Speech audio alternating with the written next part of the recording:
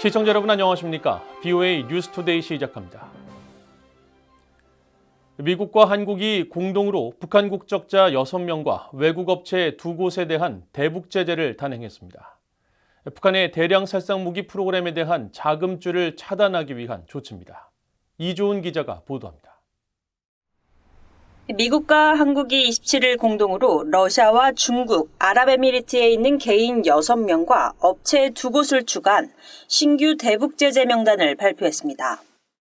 한철만, 전영근, 정성호, 오인준, 리동혁, 유부웅 등 북한 국적자 6명이 새롭게 제재 명단에 추가됐고, 러시아 블라디보스토크 등록법인인 알리스, 아랍에미리트 두바이 등록법인 파이오니어 벤컨트 스타 부동산 등 업체 2곳도 제재 대상에 올랐습니다. 재무부에 따르면 알리스와 파이오니어 벤컨트 스타 부동산은 미국의 제재를 받는 진영정보기술협력회사에 대금을 지급해 제재 명단에 올랐으며 특히 알리스가 지난 2021년부터 2022년까지 진영정보기술협력회사에 지급한 대금은 모두 250만 달러를 상회합니다. 진영정보기술협력회사는 지난해 미국이 북한 IT 인력의 국외 외화벌이 활동과 관련해 제재 조치한 기관 중 한 곳으로 재무부는 이들이 북한 인민무력부 산하 기관으로 러시아와 라오스에서 활동하는 북한 IT 노동자들을 관리하기 위해 산하 회사 및 대리인 네트워크를 활용하고 있다고 설명했습니다. 또 제재 대상에 오른 북한인 6명은 진영정보기술협력회사에 대금을 지불하는 데 관여하거나 미국과 유엔의 제재 대상인 북한 은행에 소속돼 정권을 위한 불법 자금 이전 등에 연관돼 있다고 재무부는 전했습니다. 재무부는 이날 보도자료를 통해 오늘 조치는 제재 대상으로 지정된 북한 은행의 대리인과 해외에 있는 북한 정보기술 IT 노동자를 고용하는 업체를 대상으로 하는 것이라고 밝혔습니다. 그러면서 주로 러시아와 중국에 위치한 네트워크를 통해 활동하는 이들은 불법 자금을 이동하고 위장하며 제재를 회피하면서 북한의 대량 살상 무기와 탄도미사일 프로그램에 자금을 조달하기 위해 계획을 조율하고 유령 회사를 설립하며 비밀은행 계좌를 관리해야 한다고 지적했습니다. 브라이언 넬슨 재무부 테러금융정보 담당 차관은 이날 성명에서 오늘의 공동 조치는 불법적이고 불안정을 야기하는 활동을 위한 수익을 창출하려는 북한의 노력을 방해하기 위한 우리의 의지를 반영하는 것이라고 말했습니다. 그러면서 미국은 한국의 파트너들과 함께 국제 금융 시스템을 보호하고 북한의 불법 무기 프로그램 자금 조달을 막기 위한 조치를 계속 취해 나갈 것이라고 강조했습니다. BOA 뉴스 이조은입니다. 유엔 안보리 대북제재위원회 산하 전문가 패널의 임기 연장 안건을 다루기 위한 회의가 한 차례 연기된 가운데 새로운 회의 일정이 잡혔습니다. 오는 28일 표결을 실시하는 회의가 열릴 예정인데 미국 정부는 북한과 관련해 중요한 업무를 수행하는 패널의 임기 연장을 위해 노력을 지속할 것이라고 밝혔습니다. 안소영 기자가 보도합니다. 유엔 안보리 대북제재위 산하 전문가 패널의 임기 연장 결의안에 대한 표결을 실시하는 회의가 오는 28일 오전 10시에 개최된다고 유엔 주재 미국 대표부 측 관계자가 27일 밝혔습니다. 유엔 안보리는 당초 지난 22일 회의를 열고 대북제재위 산하 전문가 패널의 임기를 1년 연장하는 결의안에 대한 표결을 실시할 예정이었지만 구체적인 이유 없이 미뤄졌었는데 회의 일정이 다시 잡힌 겁니다. 매년 2차례 북한의 제재 위반 활동을 담은 광범위한 보고서를 작성해 위원회에 제출하는 임무를 담당하는 전문가 패널의 임기는 내년 4월 30일 만료되며 안보리는 해마다 3월쯤 새 결의를 채택하는 방식으로 이들의 임기를 1년씩 연장해왔습니다. 전문가 패널의 임기 연장 회의 개최와 관련해 미국 정부는 이들의 임기 연장을 위한 노력을 지속할 것이라는 분명한 입장을 밝혔습니다. 국무부 대변인은 이날 BOA의 논평 요청에 우리는 모든 유엔 안보리 회원국들과 협력해 전문가 패널의 중요한 업무가 지속될 수 있도록 계속 노력할 것이라고 밝혔습니다. 또한 전문가 패널은 설립 초기부터 만장일치로 안보리의 지지를 받아왔다면서 지난 15년 동안 북한이 불법 대량 살상 무기 및 탄도미사일 프로그램에 대한 유엔 제재를 회피하려는 노력을 보고하는 데 없어서는 안 될 역할을 수행해왔다고 강조했습니다. 한편 매년 이루어지는 전문가 패널 임기 연장 회의와 표결이 올해 구체적 설명 없이 연기된 것은 러시아와의 이견 때문일 수 있다고 전문가들은 평가했습니다. 후르카와 가스이사 전 유엔 대북제재위 전문가 패널 위원은 BOA에 최근 발표된 대북제재위 전문가 패널 보고서는 북러 군사협력 심화 등 러시아와 관련된 내용이 다수 포함됐다면서 이런 이유로 러시아가 전문가 패널을 없애고 싶어 할 것이라고 분석했습니다. Report is dominated by analysis of sanction measures and entities and individuals. So the dynamics has changed, which is why Russia may be inclined to close the panel. 엘레스테어 모건 전 유엔 대북제재위 전문가 패널 조정관도 일부 국가의 견해 차이로 전문가 패널 활동이 지장을 받는 것은 이례적인 일이라고 우려했습니다. 몰건 전 조정관은 항상 합의가 전문가 패널 임기 만료 전 적시에 이루어졌던 것은 아니지만 안보리 회원국 간 견해 차이로 인해 전반적으로 합당한 패널 임무에 대해 안보리가 합의에 도달하는 것이 방해가 됐던 적은 없었던 것 같다고 평가했습니다. 전문가들은 북한과 관련된 러시아의 제재 위반에 대해 전문가 패널이 깊은 조사를 해온 것으로 알고 있다며 최근 몇 년간 중국이 그랬던 것처럼 러시아가 대북제재위 전문가 패널의 활동에 더 많은 방해가 될 수 있다고 지적했습니다. VOA 뉴스 안소영입니다. 최근 미일 동맹 강화 움직임에 대해 중국 정부가 제3자를 표적으로 삼아서는 안 된다고 밝히자 미국 정부가 미일 동맹은 영내 평화와 안보, 번영의 초석 역할을 해왔다고 일축했습니다.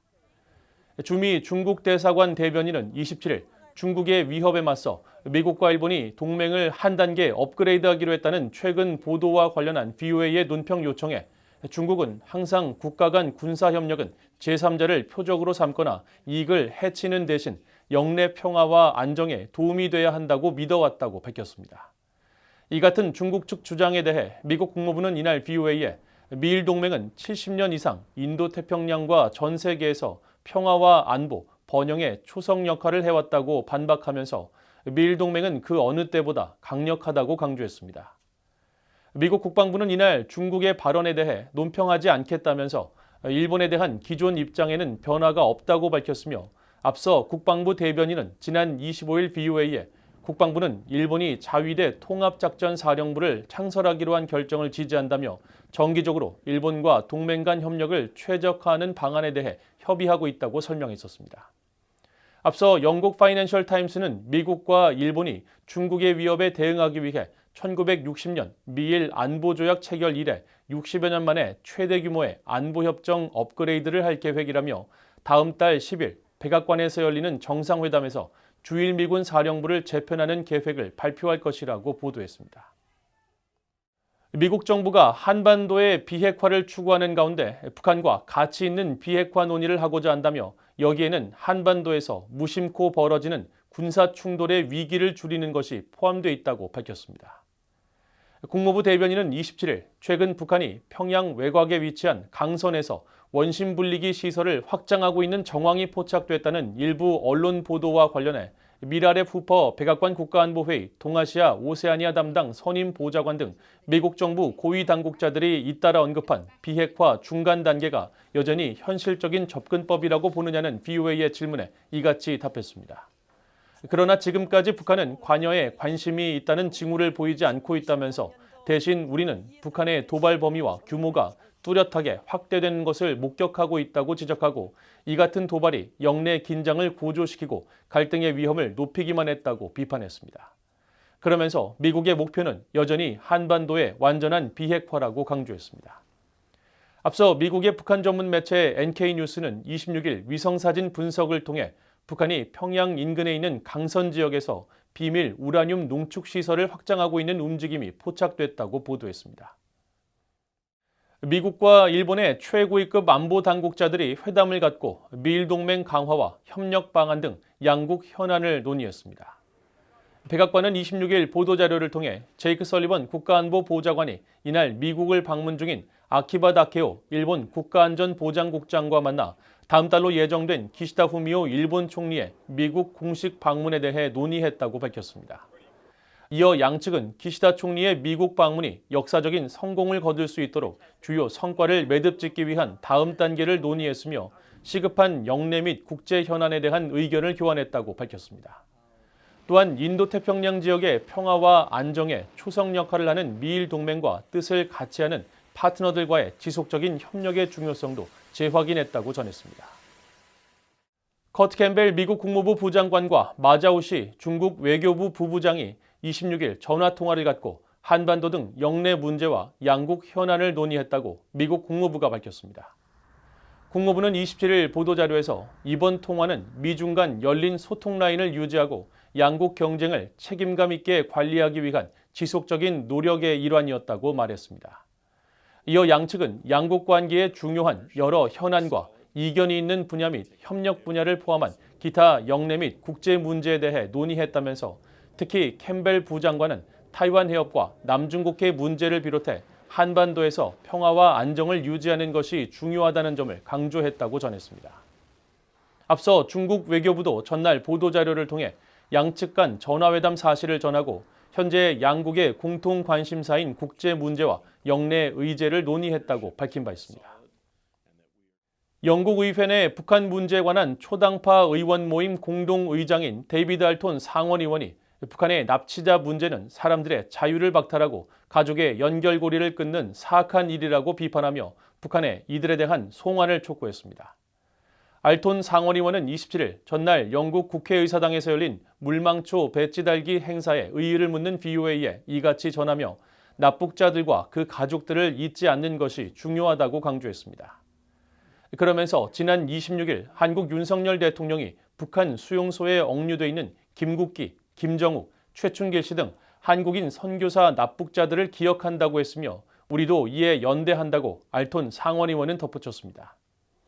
앞서 북한 문제에 관한 초당파 의원 모임은 성명을 내고 우리는 탄압받고 박해받는 북한의 2,600만 명을 위해 목소리를 내고 자유의 가치를 증진하는 데 오랫동안 노력해왔다며 이런 점에서 한국 정부와 연대의 상징으로 물망초 배지를 착용한다고 밝힌 바 있습니다.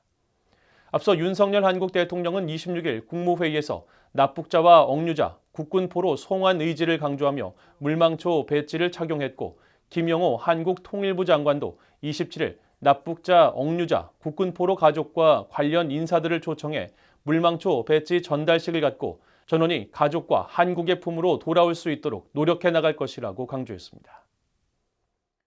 이상으로 VOA 뉴스투데이를 모두 마칩니다. 시청해주신 여러분 고맙습니다.